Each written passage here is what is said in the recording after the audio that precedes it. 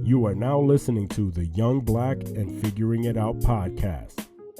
You can follow us on Instagram at YoungBlackFIO or on Facebook at Young Black and Figuring It Out.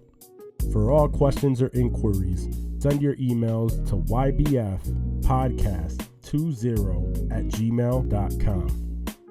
But if you really want to make a statement while showing your support, go to www.youngblackfio.com to purchase some merchandise.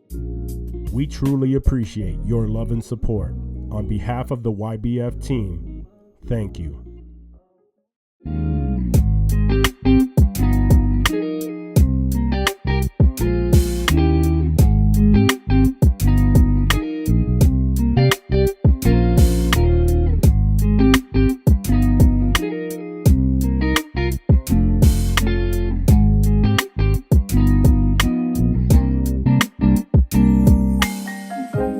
Good, y'all. It's your boy Herb. And it's your girl Mo. And welcome to our soon-to-be world-renowned podcast, Young, Black, and Figure It Out. What up, though? What it do? Whatever we tell it.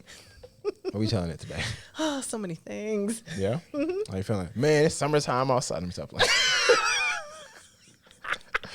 You know, this back and forth weather be just be annoying. I ain't gonna lie to you. They were like, when they record this episode, it's about summertime. Shout out to a big coat. You know? Oh, man, ain't nothing like it. Never lived my life with one this year. Ooh. It's elite. Blessings. Yeah, the bubble coat did it for me. Mm-hmm. Yeah. Yeah. Like the Michelin Man. Yeah. Spacesuit. Hey, you know, I've been seeing, I don't know if they got a for men version, but Canadian Goose, what's it called? What is this? Producer off screen. What's it called? Is it a Canadian Goose? What's it called? Canada Goose? What is My it? man, it's a jacket. It's like supposed to be like one of the best, like waterproof, windproof. Never heard of it. And it's expensive though. Like I can't do it. Is Canadian Goose a brand? Yeah, that's the brand. Canada Goose. Yeah. You know I don't know name brands. Yeah, them boys like $1,000. That's for what, ski is? No, they got regular ones. It's like a more expensive North Face. You're right. More expensive North Face. Yeah, they got nice ones and all that. They do what North Face do? What North Face do? Well, he just says more expensive. Oh, North Face. yeah. Like again, wind, right? Like wind, water. Might as well all that. get North Face. All right, I hear that. Yeah, but nah, it's dope. I wouldn't get it now because it's from Canada. You know, we not rock with Canada. Speaking of this episode, but oh, I was about to say in real life though. Yeah, I definitely support Canada. All right, let me not get this taken out of context. Yeah. We love Canada, but they are going to be paying these tariffs, though. And so you know who to blame for that. But that's okay. Okay. It's all right. I'm going to stop. This man about to pull up on me. The orange man going to be outside. Like, listen. I tell you. I stand on business. I stand 10 toes on what I said. Take me in. I got your bill. I got you. Facts. Get my bill, yo. But yeah, so what did we figure out this week? You want to go first or you want me to? No, rock, paper, scissors. Come on, quick. Come on. Yes, you first. Because you won. Got it. It's like, dang. So I figured out that when people want to walk away, you let them. You know, I have been that person holding on and trying to hold tight. And all I did was hurt myself, you know? You start seeing blood drip. You're like, why? Why? I'm holding on so tight. And they are still running. They are running away. You got to let them go. So slowly but surely, you know, time passes and I realize people have walked out of my life. And there was a time when I'd have been like out of obligation or out of fear or out of whatever, trying to like find them, get back to them. Like, hey, you know, I love you. Come back to me. And, you know, you just realize reason and season. You meet people, you connect, you know, you deepen, whatever the case may be, for a season. Yeah. Definitely for a reason. There are so few lifetimers. Yeah. And I think sometimes we trick ourselves into thinking you're supposed to always be here. Yeah, that's good. So. Oh, that's good. How do you deal with that? Okay. You know, because it's not easy to do that all the time. I used to be a very anxious attached type person. Oh. where I would get so nervous, like I'm doing something wrong. It's my fault. It's, so I have to do more. I have to try harder. I have to do these things to make them know I love you. I care. Come back. I think now I am much more secure, and I realize and I recognize who is supposed to be here will be here. I don't need to do more. I don't need to fight it. I don't need to like force it. If I relax and rest and let what comes to me come to me as it's supposed to, that's all I need. That's good. I like that. Thank you. Yeah, I agree with you. Thanks. It took years, but we're here now. Yeah. Wow. Good. Thanks. What did you figure out this week? That there's probably nothing more powerful than listening and not saying anything. Interesting. We call this a therapy technique. Let's hear. Nah, I have seen people, and it's funny because the research shows that people who like talk more like dominating meetings or whatnot seem to be more like people think they're like more intelligent. But I don't think in the long run that actually pays off. Like it you seem to put yourself on like this stage or like on this pedestal, and people want to knock people off of pedestals. That's true. But more importantly than that, like when you actually listen, you understand more, you know? And I've seen people who like, some people who I respect the most, like listen deeply and they respond in a way where you're like, oh, they listened to, like they understand, like they got what I was getting at. And it's such a powerful thing to like actually listen. Actively listen and not just passively listen, like, oh yeah, listen to respond, but like really, like you learn so much. There's nuance, there's depth, there's gems. Depth, not depth. There's gems to what folks saying, like, you know what I mean? Like, it's powerful, yo. Nothing like it. Yeah. Where do you find yourself now utilizing more like listening and less talking? I think in a practical way, in my workspace, you're on Zoom meetings, you're doing all that, and it's easy to like multitask and doing certain things. I wanted to jump in, but when I could just sit there and like take stock of what's happening around me, say, okay, I feel more present, more feeling present. And then just in my relationships, like it's easy. I think everybody does this, but I've been intentional these last couple of weeks to, not be doing something else when I'm on the phone with people. Yeah. Like, let me stay off the gram and let me not be, it's like, let me sit and actually listen. Yeah. It's such a different conversation when I do that. Yeah, it's so much more, like, impactful. Yeah, it's very grounding, I hear. Yeah. It's dope. Love this. Yeah, it's fire. Yeah, I like that a lot. Yeah. So, yeah, I like that a lot. Yeah. You've been proud. Speaking of listening, though. So that was good. Yeah. Hey, that was a good transition. Come on, we get a shot for that. So speaking of listening, we've been listening to some good music since like May. Why is that? Yeah, that is true. There's an artist out there. I don't know if anyone's heard of him. His name is Kendrick. Kendrick Lamar. There's another artist out there that we hope y'all haven't heard of. No, yeah, he was big in like 2016, right? Yeah. Don't play that, man. I'm joking. Hey, Drizzy Drake. Mr. Aubrey. Yeah, Drake Graham. Degrassi. Okay.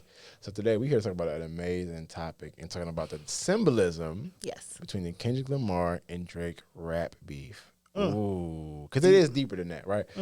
Or at least it can be felt that way. Yes. So there's a lot to talk about, but we're going to not go through all of it. It's a lot. But we're going to start, though. So this is all culminating to some time ago, of course. Well, it ain't over yet. Who knows what's going to come next? But some time ago, Kendrick Lamar performed at Super Bowl. I can't remember what number it is.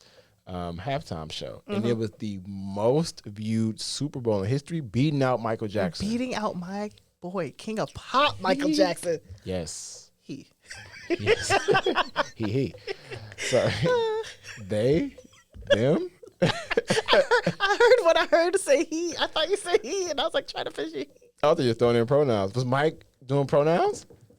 He was definitely a he. He, him. Yes, he was. He, him. Is that what he's doing? Boo.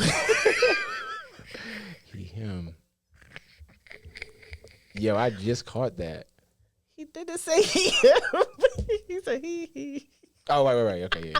I was like, making false news, making up his own narrative. Like Michael Jackson was broad pronouns. Okay, all right. Yes, we're off topic. Let's get back. All right, so Kendrick, yes, killed it.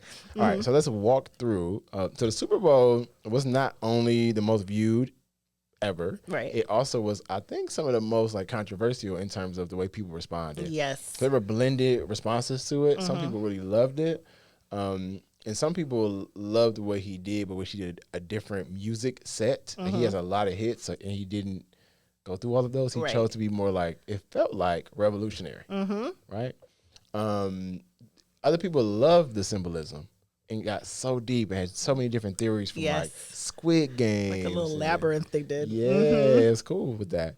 And so like we saw that, but also during this time, and we'll go through a quick timeline. This is on top of some undercurrent of Kendrick Lamar had recently dropped an album called GNX, which went #1, and he had some top 5 songs, and he did it with SZA, who is Drake's ex-partner, supposedly. And then, because we don't be knowing, people be saying stuff. Everybody be dating everybody. Yeah, you don't know. In the music industry.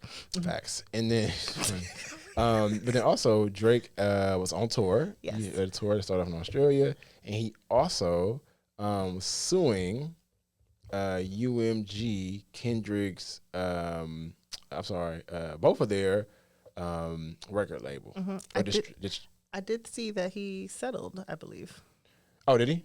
I don't know if it was like multiple cases, but I definitely saw there was a one of them settlement. Okay, yeah, got it. I didn't see that recently. Okay, cool. Mm-hmm. Yeah, so that was all going on during the time of the Super Bowl. Yes. And so, but beyond that, starting back when all of this started to come up, there was some clear symbolism about what these two artists represent. True. Which definitely connects to blackness here in America. Yes.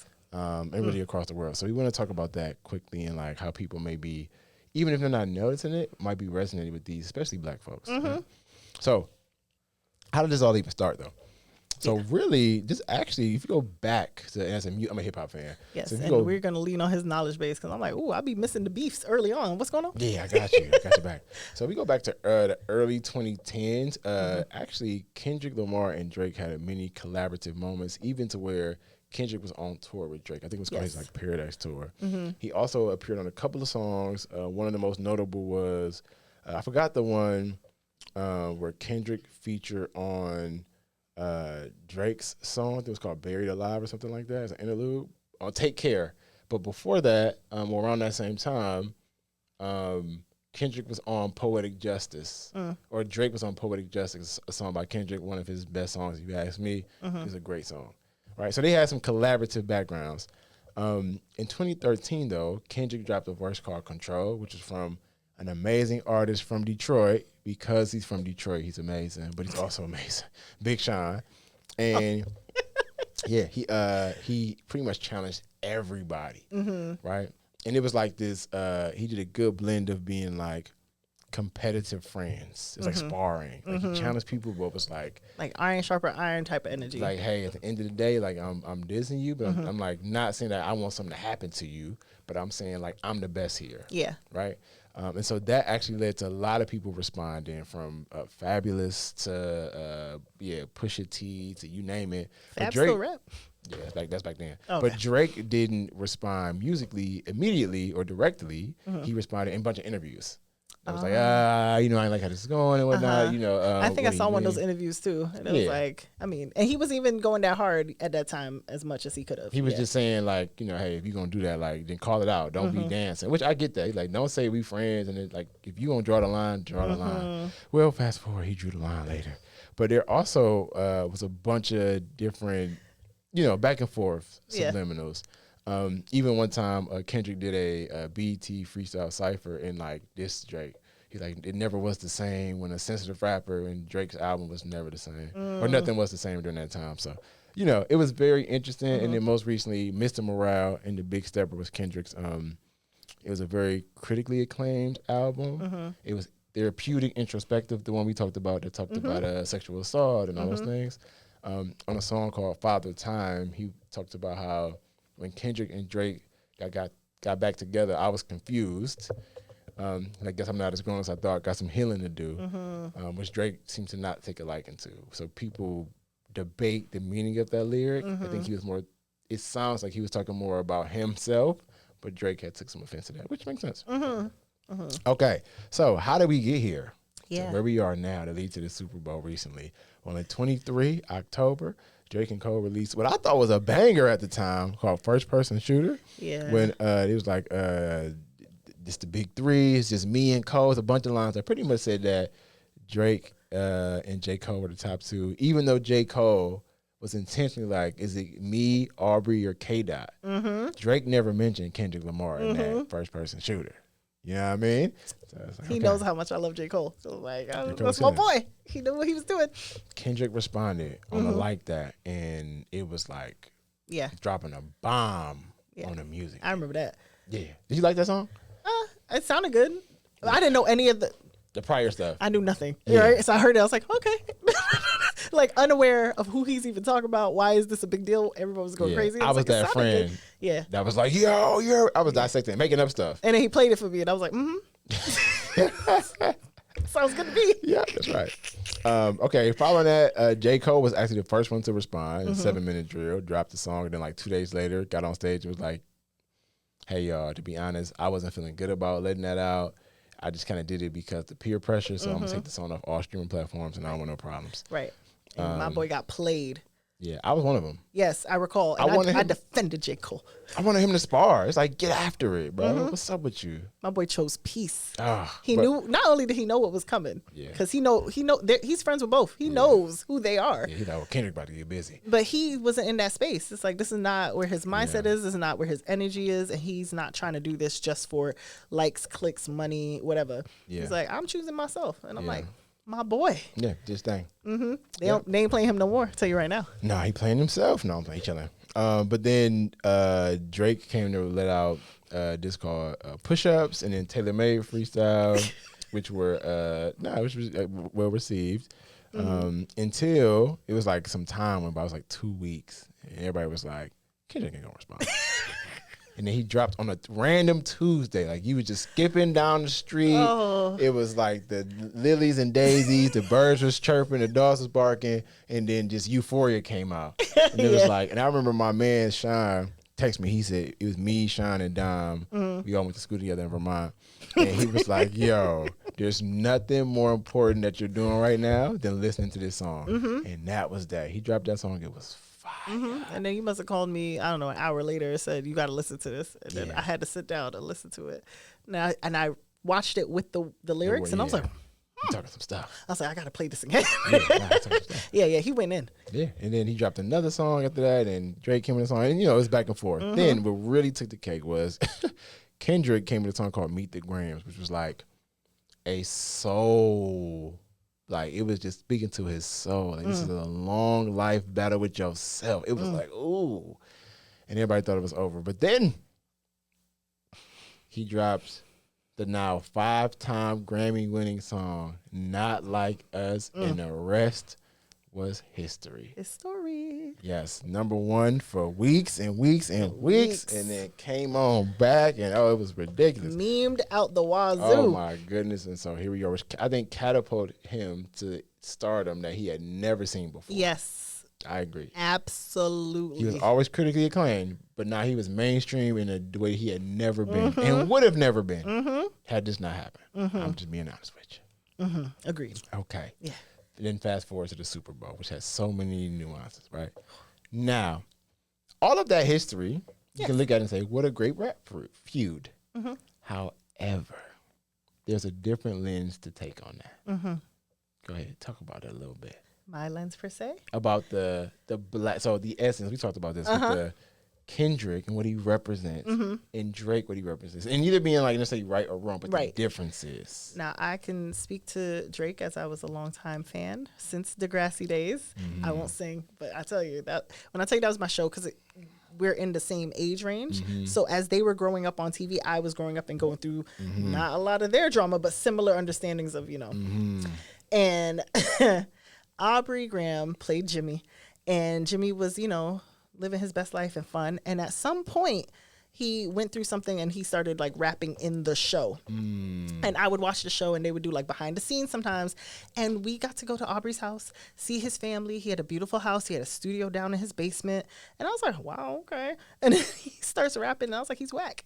He's absolutely whack. I said this, he doesn't have a future. I said this to myself and I was like, showing my sister, like, look at this. He don't know what he's doing.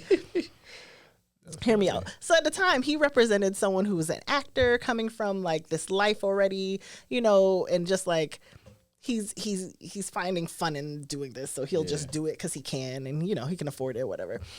Fast forward some years, I'm in college. And he's dropping albums, and I'm like, Drizzy, what? Aubrey.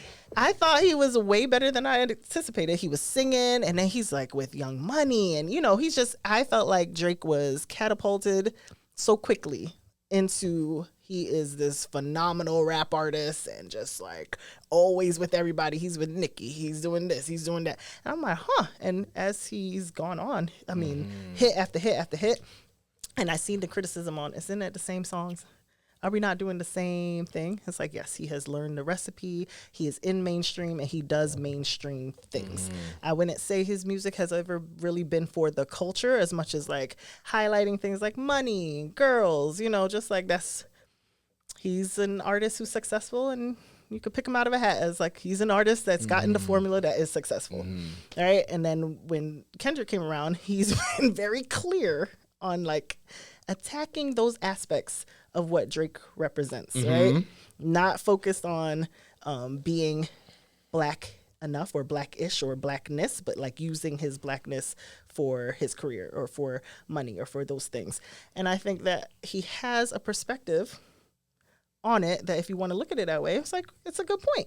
I can see that. Like he monetized blackness for his own benefit. But he's not like from the gutter, from the hood, or any sort of like things that he will portray in his music is true for him as a person. And it's like he's an actor and he's a good actor. So he can maybe put on that persona. And I'm like, that's actually not a terrible point. And has he been a great actor this whole time? Sure, then. Yeah. I seen him. He was good. So like a more curated persona. Yeah, and a bunch of things I like that you brought up. First, you talked about wealth and like the behind the scenes, and you seen like he had a studio in his basement and whatnot. And I think that there is a part of the like dichotomy between the two, right? Or the juxtaposition between the two, like the wealth, the being an actor, the almost like privilege in a way, and that being like Drake's upbringing and background and his pathway to stardom. Then there's like Kendrick, who's from Nicholson Garden Projects in Compton, like, and you know, there's like the history between the traditional, and people see a traditional black struggle, right, which has been a theme around blackness for a long time. Very true. Because of the way we were brought to this country, right? And that theme versus the other mainstream commercialized theme almost goes to like the assimilation versus revolution. And if you go all the way back into enslaved times and like the house Negro versus the field Negro, and again, the revolution versus the assimilation. Exactly. Being a part of like the characters, right? And the persona that was there, and how those two things like butt up against one another. Because when the field Negro wanted their freedom, the house Negro was like, it's good. Why would you want to change it? We got it here. And that clash would happen very often, which feeds into colorism and how we now today view people very differently based off of how dark or how light their skin tone is. And that goes to another thing. Kendrick being more brown, black. He's a lot more dark skin. And Drake being like light skin. We're really biracial. He is biracial, yes. Right? And so like, even like, so that feel. And like, if you think about, again, all of this symbolism into what seems like just a rap feud. Right. It's not. Right. Right? And so like, as people lean into those things, folks see it. Even in like, like their lyrics. Like Kendrick's music is like radical. Yes. And it invokes this thing of like, again, like black struggle. Even during Yeah, even during like the times, I can't remember the exact year. This was when, this is sad. I got to think about who and which one. But who was it was one of the first people who was murdered by the police in like 2016, 17. Not Trayvon, but it was like down in like, wasn't in New York City? No, it's like Montgomery. It wasn't Montgomery. It was not Mike Brown. Where was that at? Ferguson. Where was Ferguson? Sandra Bland? No. I don't remember which one was. It's gonna come back. It was just terrible because there've been so many now. We can't That's recall where is where and who's where. I'm gonna put this. It was like not Philando Castile. Yeah, I'll tell you right now because this is I got you. Shout out to our guy. Yeah, it was Mike Brown. Amen. Oh. Thank you. Yeah, yeah, yes. So the song "All Right" was the protest song. Be all right. That was the theme song for the protest, and that represents like Kendrick's essence and aura. You know what I'm saying? And like Drake, right, being more like I think like They Know, and more commercialized songs are like his. Oh, They Know. Yeah. Okay. That's more like that's his aura. So again, these two things butt up against one another. Yeah, that's a good point. Right. That's a good point. And I mean, now I wasn't a Kendrick fan because I didn't really know he existed, in all honesty, because I don't really keep up with artists in general. I'll listen to a song and then I'll like it and then figure out who the artist is. But even with Black Panther, Kendrick was on that. And that song meant so much. Hearing it is like, so he always seemed to be crafted and honed in into like the culture and like some kind of, it like does something within you, stirs something up, right? So I hear what you mean. That makes a lot of sense. I did not know All Right was for, I had no clue. Yeah, that was in that time. And it became, no, I'm not saying it was for that, but it became that protest song. Now, my question to you is like, looking at those, like, and I think, this is pretty clear, like that difference with that. Like, where do you land in terms of like resonating? You know what I'm saying? And then what's your just initial thoughts about like, you know, just that connection back to like the history of Blackness, back even to like enslaved times? I think the core of me is always deeper, right? And always want that kind of deeper connection. And when it comes to like music or artistry, I'm very big on like meaning and understanding. And so like knowing or hearing or feeling it does something to me, right? I think all these years ago or through, like, Drake songs have been nice, but none of them have like stirred me up in any way. So when I think Kendrick being so loud and clear about his intent, it's easy to want to rally behind that. You know, it's like and it's something I feel like he speaks so well of Black women also. Yeah, that does something for me because you don't hear that often in rap either. Yeah. You know, so like I don't remember your second question, but that's really where I end up aligning just by values. Yeah. And I was asking just how like, do these, just in general, these themes connecting back to Blackness resonate, like, you know, resonate with you. So, yeah, that makes sense. Tough. Same for me. Yeah. Oh, man. Yeah. The revolution will not be televised.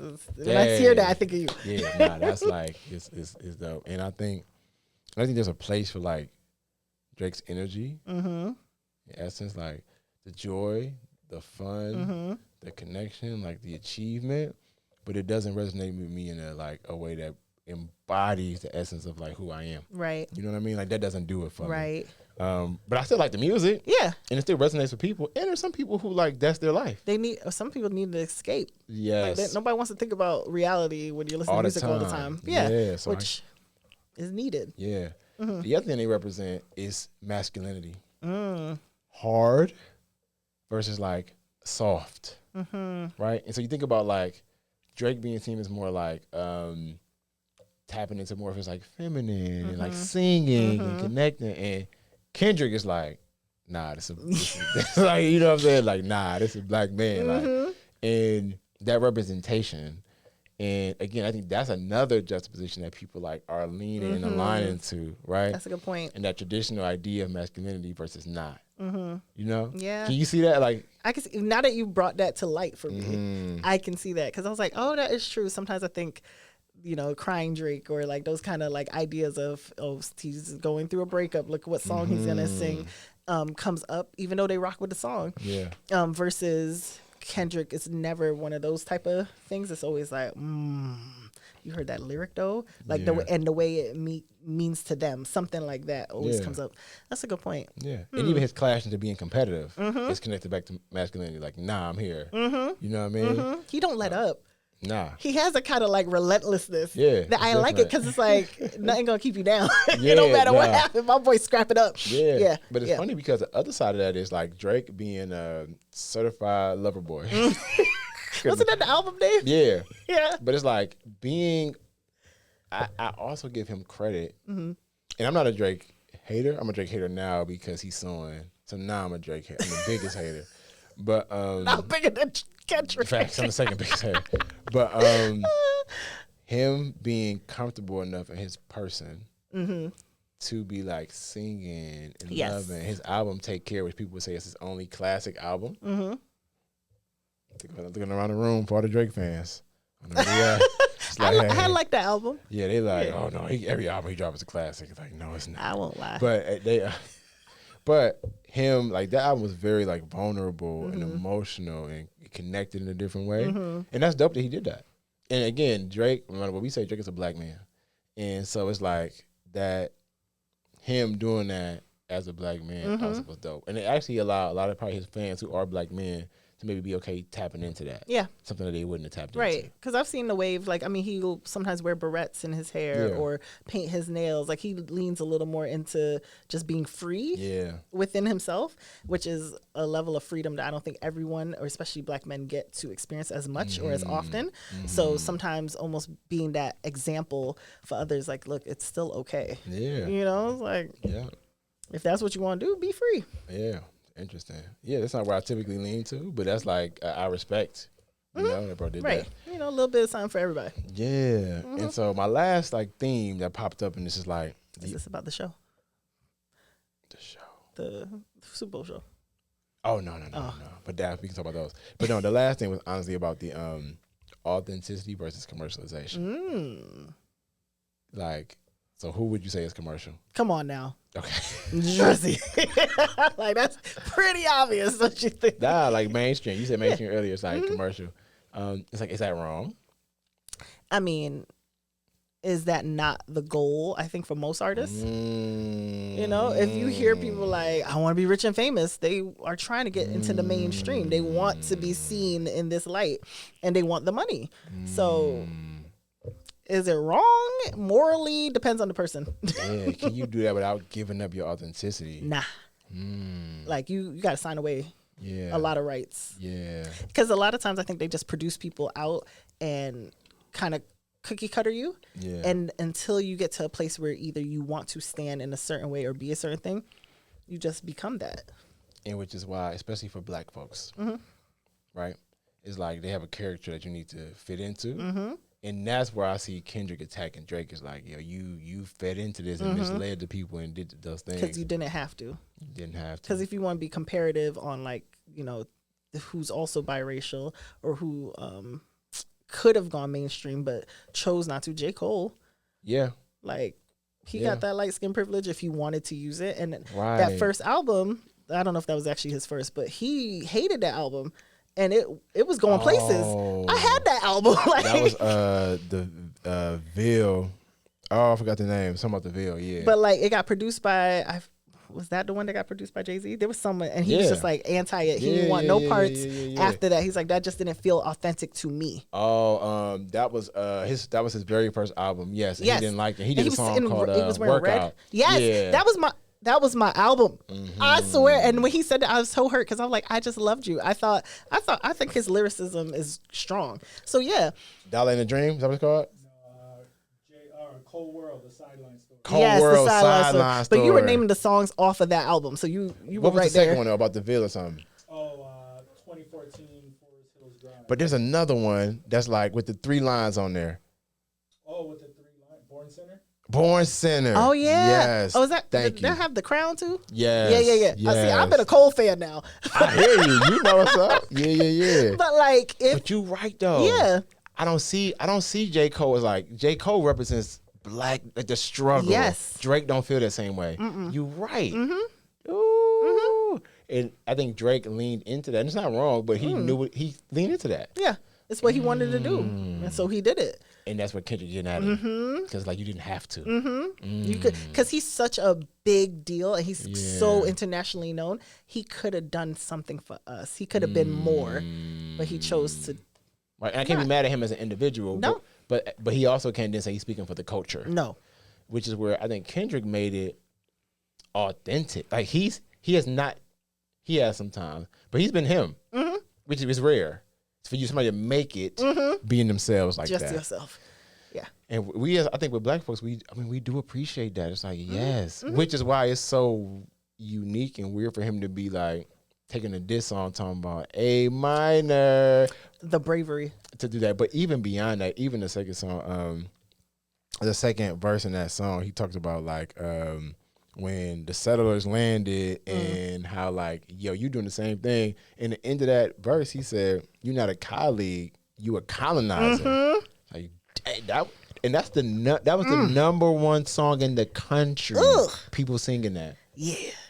Wow. I mean, he threw a lot of jabs, a lot of shots. And that's like, that was like pure, to call me a colonizer, like that's blackness. Like I was impressed. He did amazing with that. But again, that goes back to that clash all the way through from all these different things that's rooted in more symbolism than just the music. Right. You know? Right, which I feel like that symbolism really showed up at that Super Bowl show. Super Bowl, yeah. How'd you feel about that? I'm going to tell you right now, when I saw Samuel L. Jackson. Oh, it's your Uncle Sam. Immediately, I was like, genius. Genius. It's just, I feel like it's so much poetry. You know? Like just seeing Serena Crip walk. Oh, man. Mind you, a lot of people like he brought the X and da-da-da. It's like not only did he say keep Serena's name out your mouth like at some point in one of them songs, but like she got so much backlash for Crip walking when she won. Right. So to have her on stage, just do you, boo. Yeah, for folks who don't know, she had won. It was in Wimbledon. I believe so. She won a lot, and then she like Crip walk being like with her sister being funny, and then she got so much heat for that. So have her do that at the Super Bowl. You feel me? Elite. You feel me? Like look at her just healed. It's just there was just so many little things that he did that he did not have to do, but does anyway. Yeah. It's like, sir. And then I love the Uncle Sam connection back. He's like, you too loud, too reckless, too ghetto. That's like America. Talking about the pressures that black folks and black artists feel that had to conform. And it's a subtle shot at Drake from what we talked about. Because I'm not assimilating. It's basically what he said, you know? Yeah. And the fact that he said the revolution is about to be televised, you got the right time but the wrong guy. Oh. I mean, you feel me? That was tough. And again, the fact that people wanted him to do all of his commercial bangers and he chose to do the songs that are about revolution, he stood on business. And I could not believe that people were mad that he did that. I was so proud. Right. Yeah, that's what's up. It was like it told a story. It was just very smartly done. Man, he did a good job, man. So yeah, like any other themes you see between this, like, cause it ain't over. Something else gonna happen. But likely. Anything else that you that stands out to you that you see within like this battle, you know? Like I can't think of it. But no, I'm just curious. It's like I think it's like those things, and then like it was just fun to be able to think about this more a lot more deeply than just like two artists rapping. Yeah, you changed my perspective because I didn't think about it in that way. Yeah. Early on, where I'm like, there's a lot more under the current, you know, and what they represent and what that means to us as a people. It's like, so I was glad Kendrick won. Because I don't, you know how I feel about if I'm hating on anybody. Listen, you know who I'm hating on? Mufasa. why is he like this? I'm a hater. We know. I'm like, yo, them like it's like I don't like the Kansas City Chiefs. They are Drake to me. Baltimore Ravens, that's Kendrick. The Lions, okay. All right. Anyway, y'all listen. We got to come back with a part 2 on Why this. are you like this? Yeah, when it gets a little more, we got to come back with a part 2 because Kendrick performing in Toronto, so I'm hoping he gonna be safe. Is he? Yeah, 2 shows. This man bold as ever. Yeah, he doing 2 shows out there. I heard, so I'm hoping he be After that safe. Canadian tuxedo, I really thought he was gonna let it go. Oh, he did wear a Canadian tuxedo. He petty, but yes, to the Grammys, y'all, he wore a Canadian tuxedo, which is a pretty bad outfit. They gotta do better. But I support his he stands on business on it. He's like, No. I'm just not letting up. no, I will step on your neck. I'm stepping on your neck. Oh, he tough. All right, y'all, we gonna come back. But listen, people might be listening, thinking, man, what in the world are they talking about? Look, we might be right, We might be wrong. but at the end of the day, We just young, black, and figuring it out. Tough.